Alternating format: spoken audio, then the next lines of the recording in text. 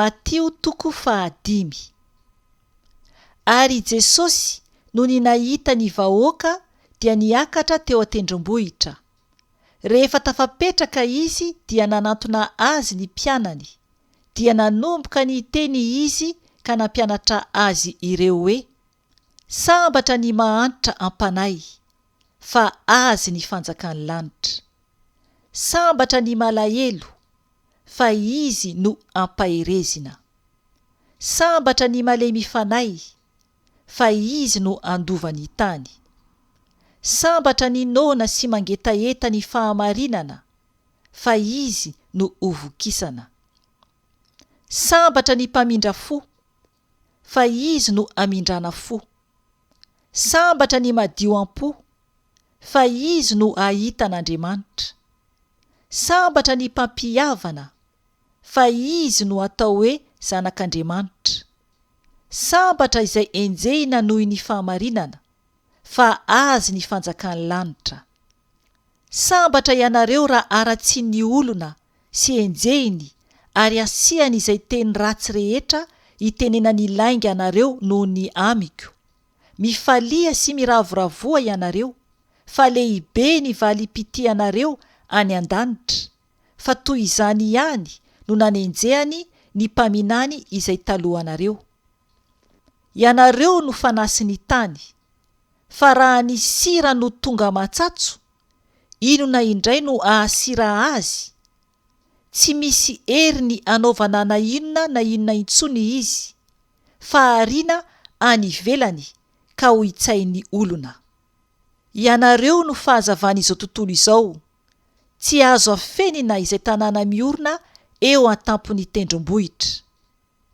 Ary koa tsy misy olona mandrehitra jiro ka mametraka azy ao ambanin'ny vata famarana, fa apetrany eo amin'ny fitoeran-jiro izany, mba ho fanazavana ho an'izay rehetra ao an-trano. Aoka azava eo imason'ny olona toy izany koa ny fahazavanareo, mba ahitany ny asa tsara ataonareo ka ankalazany ny rainareo izay any an-danitra.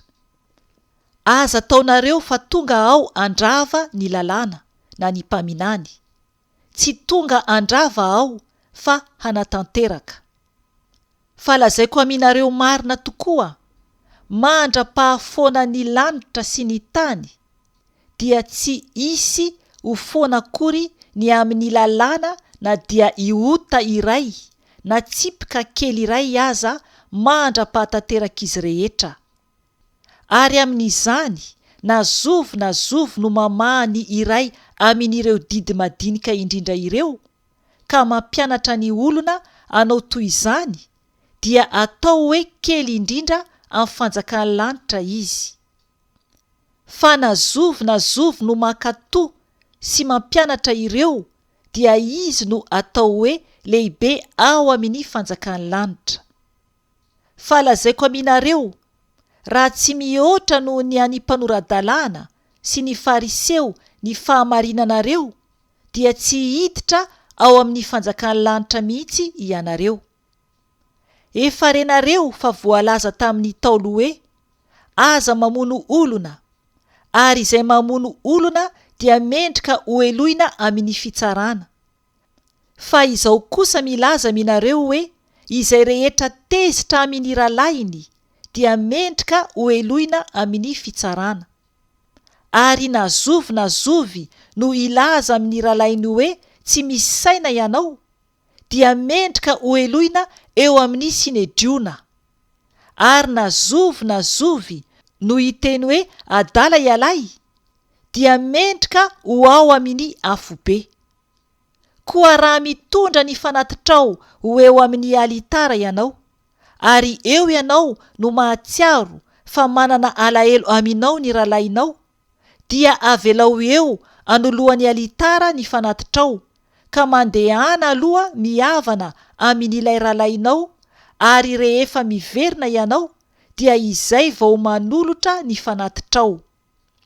Mihavana aingana amin'ilay manana ady aminao, raha mbola miara-dia aminy ianao, fa andrao ilay manana ady aminao hanolotra anao amin'ny mpitsara, ary ny mpitsara kosa dia anolotra anao amin'ny mpiambina ka atao ao an-tranomaizina ianao. Lazaiko aminao marina tokoa, tsy ho afaka ao mihitsy ianao, ambara-pandohanao ny kaodiranta farany indrindra. Efa renareo fa voalaza hoe aza mijangajanga, fa izao kosa milaza aminareo fa izay rehetra mijery vehivavy ka mitsiriritra azy dia efa nijangajanga taminy tao am-pony sahady. Fa raha ny masonao havanana no mahatafotohina anao, dia esory hiala izy ka ario ho afaka aminao, fa mahasoa anao na very aza ny ampahany iray amin'ny tenanao, ka tsy ny tenanao manontolo no ariana any amin'ny afobe. Ary raha ny tananao havanana no mahatafotohina anao, dia tapao izy ka ario ho afaka aminao, fa mahasoa anao na very aza ny ampahany iray amin'ny tenanao, ka tsy ny tenanao manontolo no ho lasa any amin'ny afobe. Ary voalaza hoe na zovy no misaotra ny vadiny, dia aoka izy anome andravehivavy taratasy fisaoram-bady. Fa izao kosa milaza aminareo hoe izay rehetra misaotra ny vadiny afa-tsy noho ny fijangajangana ihany, dia mampijangajanga azy. Ary na zovy no manambady izay voasaotra, dia mijangajanga. Efa renareo koa fa voalaza tamin'ny Taolo hoe aza manao fianianana mandainga, fa efao amin'ny tompony fianiananao. Fa izao kosa milaza aminareo hoe aza mianiana akory na amin'ny lanitra, fa seza fiandrianan'Andriamanitra izany, na amin'ny tany, fa fitoeratongony izany, na amin'ny Jerosalema, fa tanànany mpanjaka lehibea izy io.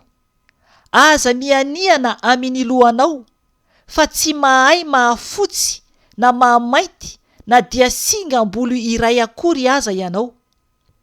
Fa aoka ny teninareo ho eny rehefa eny, tsia rehefa tsia, fa izay mihoatra noho izany dia avy amin'ilay ratsy.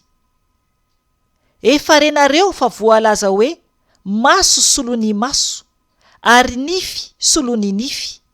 Fa izao kosa milaza aminareo hoe aza manohitra izay manisy ratsy anao, fa na zovy no mamely te hamaina ny takolakao havanana, dia tolory azy koa ny iray.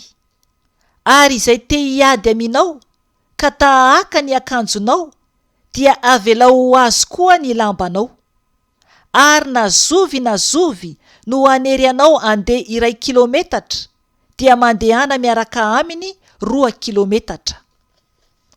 Omeo izay mangataka aminao, aza ho dia tsy hita izay te hisambotra aminao. Efa renareo fa voalaza hoe tiava ny namanao, ary mankala ny fahavalonao.